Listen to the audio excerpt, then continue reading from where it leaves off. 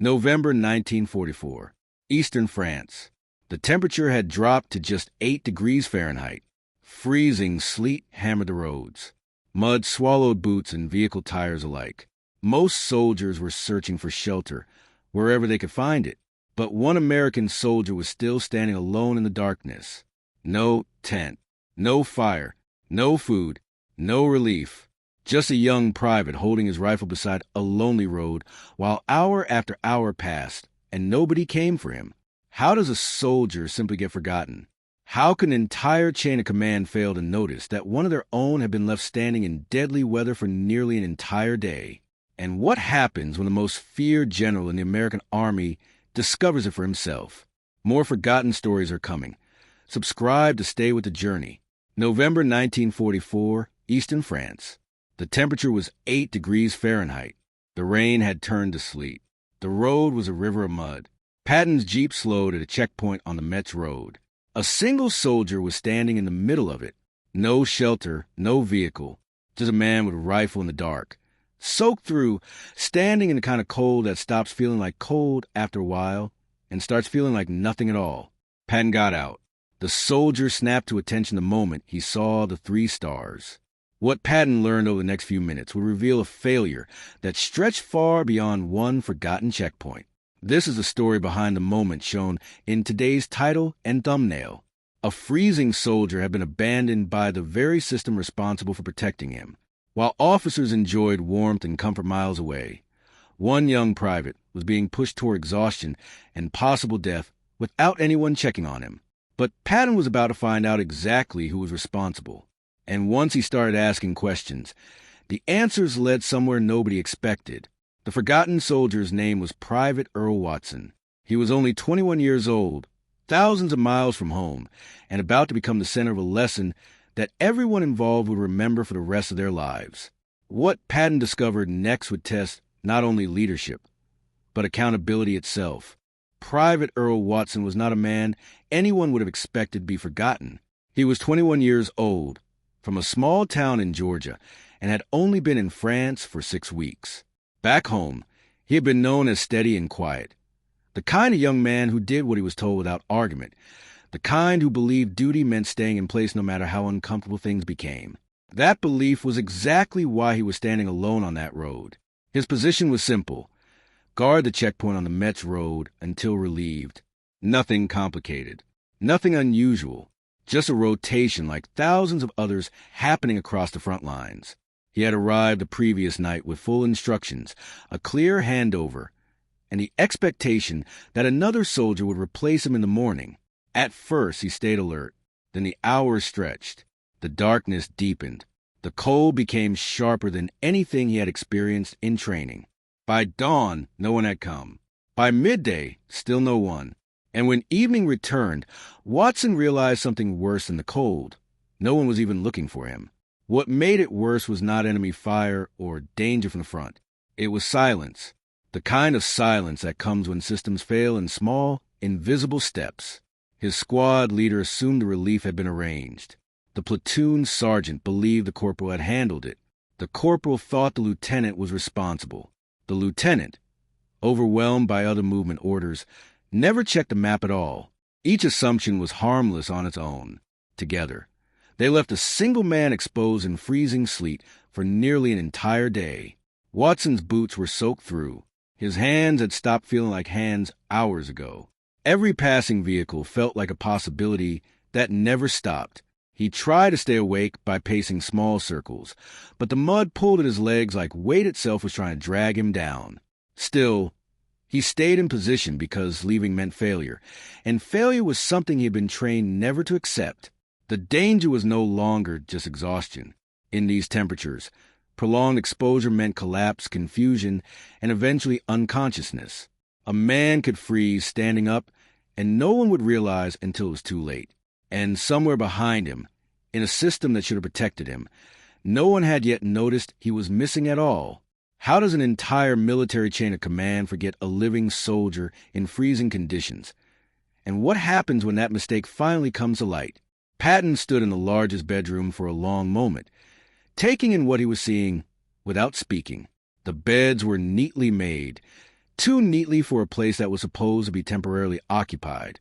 Fresh linen, folded corners, wool blankets arranged with care that suggested time, effort, and comfort.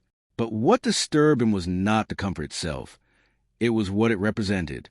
Someone, somewhere, had made sure officers were warm, fed, and settled, while a single enlisted man was left standing in sleet without relief. Behind him, footsteps gathered as the officers followed upstairs, uncertain whether they were being inspected or judged. The silence in the house had changed. It was no longer relaxed. It was tight, controlled, like a room suddenly realizing it had been exposed. George S. Patton turned without raising his voice. He didn't need to. One question cut through everything else. Where's the relief schedule for the Met's road checkpoint? No one answered immediately. That hesitation told him more than words ever could. Downstairs, his aide had already begun tracing the chain. The corporal they had located earlier had given a direction.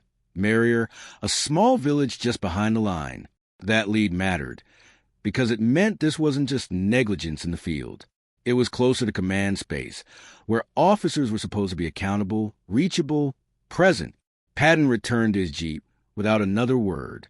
The sleet hit harder now, as if the weather itself had followed him inside and was angry to be left behind.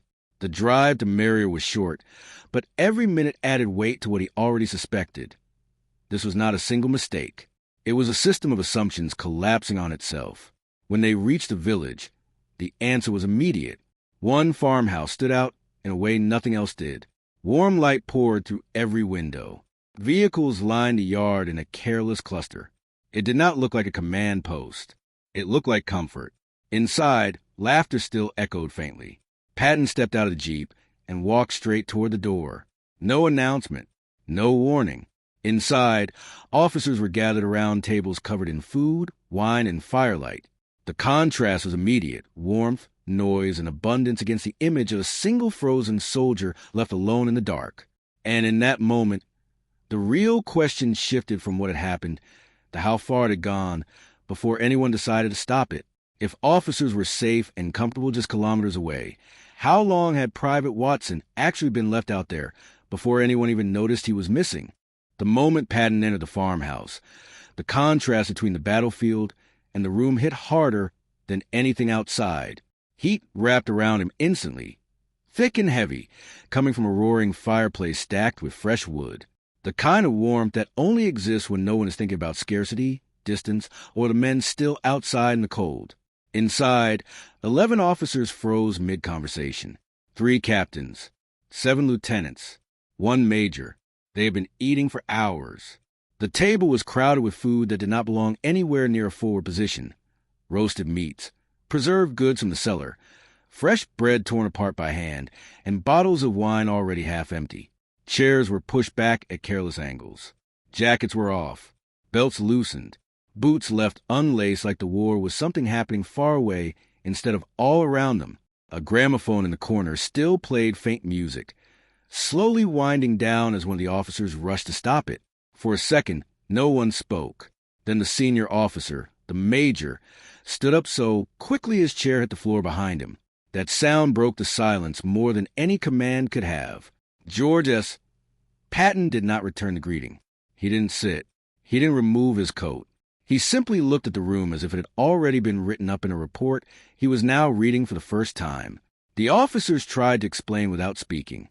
Their posture said everything: surprise, fear, and a sudden awareness that the comfort they had created was not invisible anymore.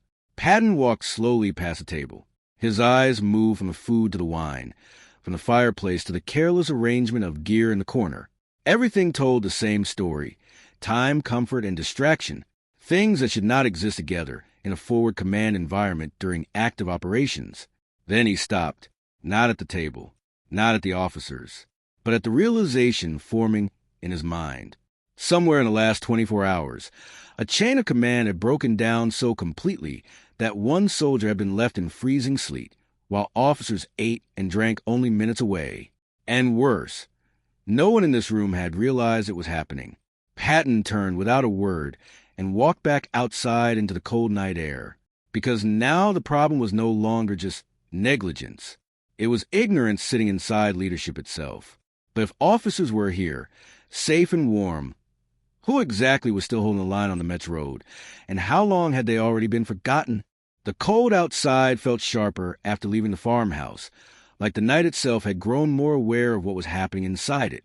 The warmth, the food, the laughter, it all stayed behind, sealed in that house like a separate world that had forgotten the war was still ongoing.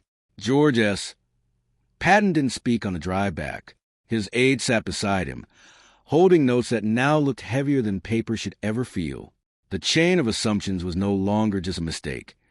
It was becoming a map of failure. The aide had traced it further now. The Met's road checkpoint. Private Watson. Relief scheduled. No confirmation of arrival. No verification of rotation. No officer who could clearly say they had personally ensured the post was relieved. Each name led to another name. Each answer softer than the last, until responsibility dissolved into phrases like, "I thought" and "I assumed." Patton ordered the jeep to stop before they reached the checkpoint again. He stepped out into the sleet alone. The road looked unchanged. Mud. Ice forming at the edges. Darkness pressing down in layers. And there, still standing in the same place, was the silhouette of a soldier. Private Earl Watson had not moved far, only enough to stay upright. His posture was stiff now, less like a guard and more like something being held together by obligation rather than strength. His weapon was still in his hands, but his grip looked slower, heavier. Patton approached without announcing himself. Only when he was close did Watson realize who was in front of him. The soldier tried to straighten, but the effort looked delayed, like his body had to remember how. "Stand easy," Patton said quietly. Watson obeyed, but the relief was brief. His face showed what the body was already saying. He was running out of time. Patton asked the questions again, slower now. "When did you last eat? When did relief arrive? Who was supposed to take over?"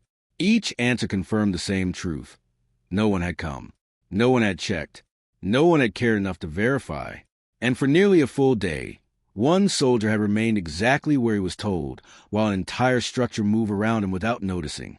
Patton stood there for a moment longer, looking past Watson, down the empty road that should have been watched, rotated, and supervised.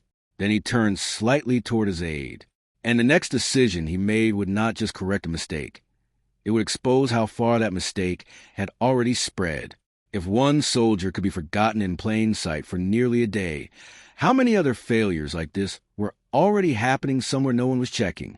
The sleet kept falling, but the scene on the Met's road no longer felt like just another frozen checkpoint. It felt like the edge of something breaking open. Private Earl Watson stood still, but his body was no longer fully obeying him. His exhaustion was deeper now, beyond hunger, beyond cold. It was a kind of fatigue that comes when survival becomes routine instead of emergency. Every second had stretched into something heavier than time itself. George S. Patton didn't waste another moment questioning what he had already confirmed. The failure was not theoretical anymore. It was standing right in front of him. He immediately ordered relief to be sent to the checkpoint. Not later. Not after coordination. Now. The chain that had collapsed through assumption was replaced with direct command, sharp and absolute. Watson was finally told to step away from his post, and for the first time in nearly a day, he obeyed something that meant safety instead of duty. But Patton wasn't finished, because the real issue was no longer one soldier on one road. It was how easily that soldier had been forgotten in the first place.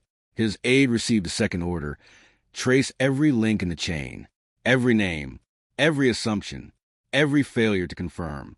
No one would be allowed to explain this away as confusion or timing. Patton wanted accountability, not excuses. In the farmhouse, the officers who had been eating only moments earlier were now facing a very different reality. Their comfort was gone, replaced by the weight of consequences they could not avoid. What had felt like temporary rest was now being measured against what it cost outside in the cold. Watson was finally transported away from the road. Warmth, food, and medical attention replaced the silence he had endured. His survival was no longer in question, but the reason he had nearly not survived was now the center of attention. And that was a shift, not just rescue, reckoning. A system built on trust and delegation had failed one man completely, and in doing so, revealed how fragile that system truly was when no one bothered to verify responsibility. The question was no longer what happened to Private Watson. It was how many times something like this had already happened and simply never been found in time. The incident revealed a harsh truth about leadership in war. Systems fail not always through intention, but through small, repeated assumptions. George S. Patton was known for strict discipline, and his reaction reflected a belief that accountability cannot be indirect when lives are at stake. The benefit of his response was immediate correction and renewed discipline. The risk was fear-driven leadership that could overwhelm morale. The moral lesson is simple. In high-stakes environments, responsibility must be personally verified, not assumed. One missed check can end a life. True leadership is not just giving orders. It is ensuring every order is actually carried out.